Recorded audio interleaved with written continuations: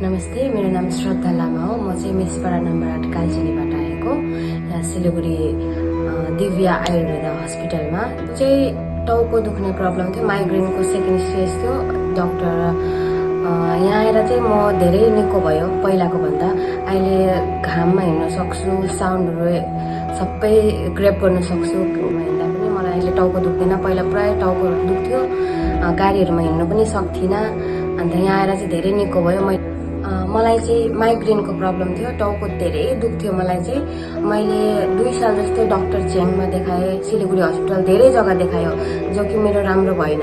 अन्त लास्टमा आएर मेरो आफ्नै मान्छेले यहाँनिर मलाई बतायो, सिलगढीमा पतञ्जलि भन्ने हस्पिटल, यहाँनिर दिव्या आयुर्वेदा, जहाँ कि धेरै राम्रो ट्रिटमेन्ट हुन्छ भनेर मलाई भनेको थियो। र म यहाँ आएँ, मैले 21 दिनको ट्रिटमेन्ट गराएँ र अहिले म धेरै निको भएँ।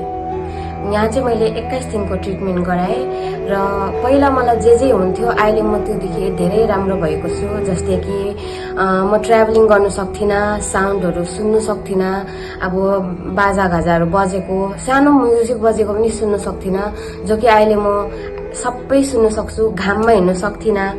मैले के भन्छ मेडिकलबाट जति पनि सुनेको थियो त्योभन्दा धेरै राम्रो मैले यहाँनिर देख्नुमा पायो र मेरो अहिले सबै धेरै राम्रो भएको छ। त्यही नै भन्न चाहन्छु, तपाईँहरू पनि यहाँ आएर ट्रिटमेन्ट गराउनुहोस्। के हुँदैन, अब बाहिर जे नहुने यहाँ सबै हुन्छ।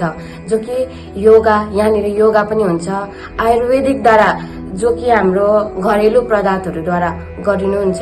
यहाँ चाहिँ धेरै राम्रो हुन्छ भयो। यहाँ म्यामहरूसँग भेटेँ, जो कि धेरै राम्रो हुनुहुन्छ। यहाँको स्टाफहरू सबै एकदमै धेरै राम्रो हुनुहुन्छ। हामीसँग जति फ्रेङ्कली भयो, धेरै आफ्नै मान्छे जस्तै केयर गर्नुभयो 21 दिनमा। र मलाई यहाँ ट्रिटमेन्ट गरेर धेरै राम्रो लाग्यो। तपाईँहरू पनि आउनुहोस्, यहाँनिर ट्रिटमेन्ट गर्नुहोस्। बाहिर दबाई एलोपेथीले नभएकोहरू यहाँ सबै ट्रिटमेन्ट राम्रो हुने रहेछ। मैले कति देखेँ पनि, आफूले एक्सपिरियन्स पनि गरेँ र धेरै राम्रो लाग्यो।